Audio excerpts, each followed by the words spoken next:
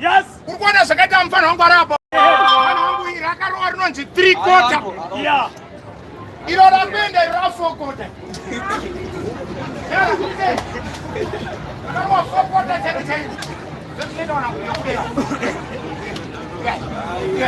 Yeah. Nenda naro. Iwe.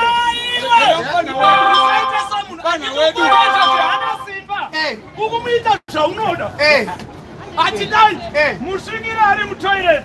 Opusha door na kuti unorivhura ere kana. Anoita sei?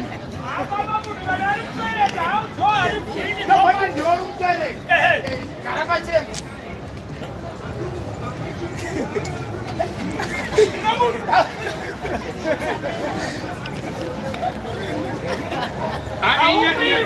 Nyenyi nabidzakomana yakandifundisa zvandakaita neSoromani. Wakaita sei naisha mwana? Niyenoda kutaura ndakagara padhuze panapa. Uri padhuze? neSoromani mwana wamai. Ndipedza kuita dhava ndinyuyo ndanyinga rimwe bhebi panapa. Ndaenda naro padhende. Wabaenda naro padhende? Ndasvika ndikati bika bhebi wangu. Ndikazora iyi ndaenda mugeza pai bhebi rasara ticheka nyama ravhura firiji ratora ka1 ndakaita ice cream ndarwara tesa ndipedza ndichinoisa mafuta mupani varavhura firiji varatora ndikirikinemu ndakatorei yoganga irimo ndogara romba rapedza achinokanga nyama ndogavhura firiji ndogana 2 lita zediki yakarimo ndogarapedza ipedza kugeza mwana wamai ndoga muri wangu waipa raisi raipa ndoga ndati handisire zvishoma ndoga ndamisira handisira iye ndoga asisira gomo rakadai nemapisi 4 enyama achipedza kudya mwana wamai ndikati ako bhebi ane timonotsandara kumashopsi ndaenda kumashopsi mwana wamai ndoga tatanga gocha mwana wamai ndakangorohwa nepisi yepoko imwe yese ndiyo akarohwa mwana wamai tipedza ipapo ndokutengera doro ipi tikandoda masavhana ndoga ndatenga 6 pack emasavhana ini sandapedza 1 angarwa 5 ndikapoma mwaruika ndapa ndajaira ndoga ndatenga imwe 6 pack emasavhana ndogarwa 4 indine 1 ndoga ndaona kaamanwira hayana kunaka kwandiri kuti ipo ndeipi mwana nhamboseka ndinongezera nhu ari kuona munhiriri bhawa ndikati ngatichienda padhenge sandada ndingoridzosera munhingiriwo akasara churitsira munhingiriwo patebhope vanhu vakamirwa doro ndobva ndadzoka ndikatengeswa no 6 pack emasavhana mwana wamai ndakukurudza ndaenda padhenge achitopinda umbazvika ndirakutsva ndobva apisa hembe dzese apa rimembe ari kunhuhwa mukanwa ane marutsi akwauda kuyazondikisa ndikataiwa ndonogeza kwanzini handiwanzogeza usiku ndikati kuchigezawo mazina kwanzi aiwa handine problemu mwana wamai nandasingapisiya kumbawo handisi kuzondiona bhaketi randikagaisa varimwe zoru chiri kwedu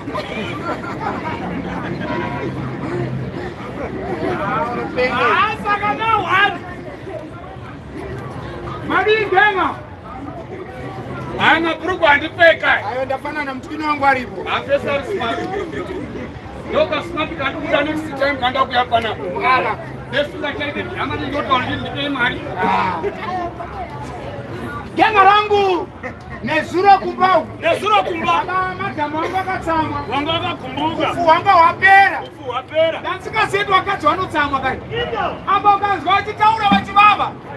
Ndinakulinga sadza panapa. Handina kulinga sadza. munhu ukukadzaka kuita sadza Wachine zirombo vatsamwa dufu wapera. Vakawira vaita vaitova nezuro. oraiti ufu wanga wapera Ivo vaita vana kuinga sadza. asi kana ufu urimo handinova sadza anoti handina kuinga sadza asi kana ufu wapera Vanobva vatsamwa. ukatambika kuita sadza kukaisa sadza iyo saka kandirwa sombwa kuri mananga mabee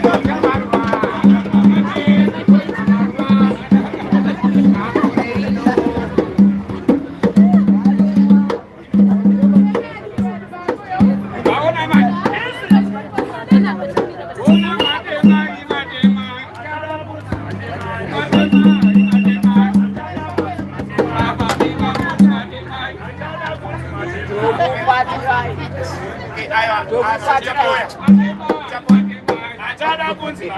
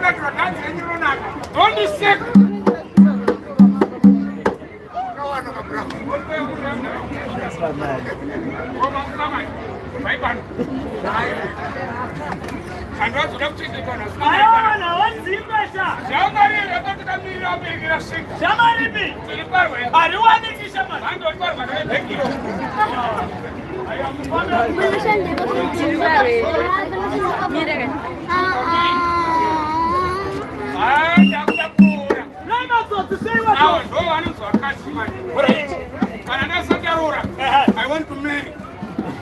How are you? I love me. Yeah. In don't take your pencil. You don't take a matching and you oh, my man, I'm going to check it. I need it. Let her look at me. Let her go on. Let her go on. Let her go on. I'm talking. I'm going to Papa.